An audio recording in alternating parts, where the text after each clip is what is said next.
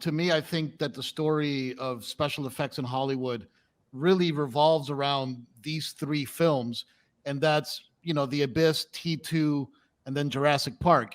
And you were involved in all three of those movies, as far as I'm aware, right? Like as an outsider, kind of looking, at those, obviously.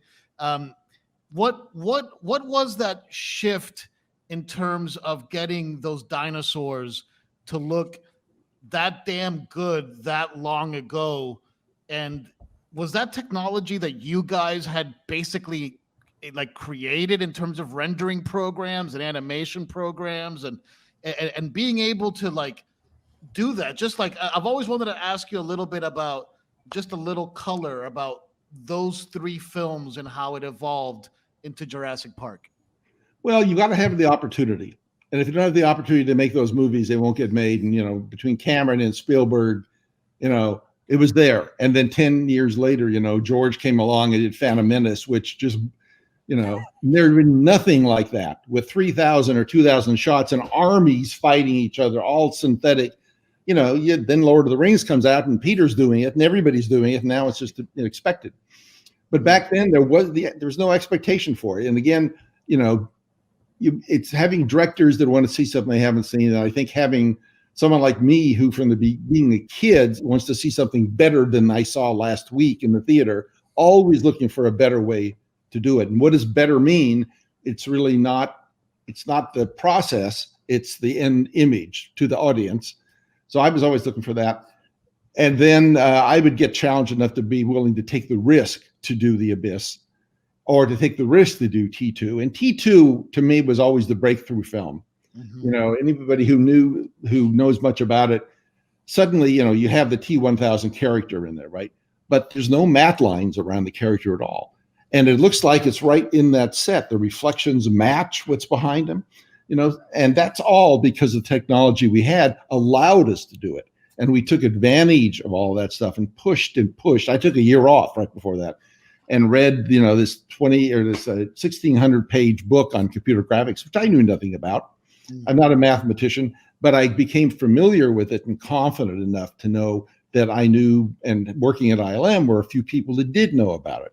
They just needed some direction, and I and that was my main role in the shows, making sure the plates were shot right, making sure that, we do shot designs that take advantage of the technology that nobody had seen, but I knew we could kind of do these now. We could do steady cam shots in Jurassic Park with the Gallimimus.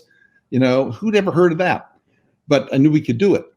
And but with me then are teams of guys that are saying, we can do this, we can do it. And I'm not so, really, can we really do that? And, Marc DePayne, Steve Williams, and Stefan Fangmeyer were the main sort of guys under there in those two projects, Jurassic and T2, that really were pushing for it. And I'd always loved it. And then along comes an opportunity to do it, especially it was so risky. T2 was really risky, but Jurassic really was too, because it was like broad daylight. The creatures are right there. They're not chrome. They've got to have skin. They've got to look like they're really there. So you just go through every step and try to solve every problem. First, you have to be able to find what's wrong with computer graphics, like the first set, tests you do, and then you have to describe it accurately to the crew, and they have to find what's wrong. And that's where dialogue breaks down, because for a lot of it, there aren't words to convey, subtle light differences. Like I heard, I don't know if it's true, the Japanese have like 35 words for light. Well, after that stuff, I understand that. But if you're trying to describe the specularity on the back from the sun hitting here, and there's blue light from here mixing with a warm light from that, and the computer guy is not going to have a clue what you're talking about. But we could get in there and discuss it and shoot more tests, and they'd show me stuff, and I'd, yes and no, it's something great. That once you get it, then you've got a great director, right? Then you've got a whole project that's just set to really succeed. And I don't think any of us thought it was going to be that big a film either.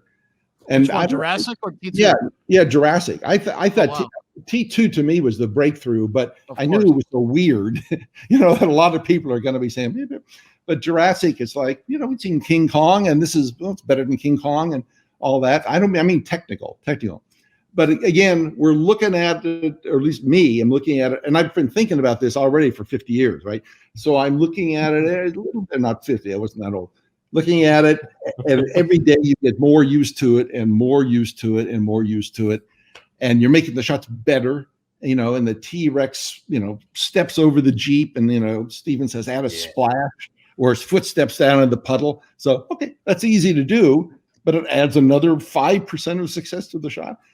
That goes on in every shot. They're getting improved and improved because you have the confidence to do it, and the team to do it, and the enthusiasm of the director and ILM, the management, everybody do the thing. So, it's those shows don't come along often, but I know what you're saying. There was a big stretch there where we could do that, and we were doing it too. So.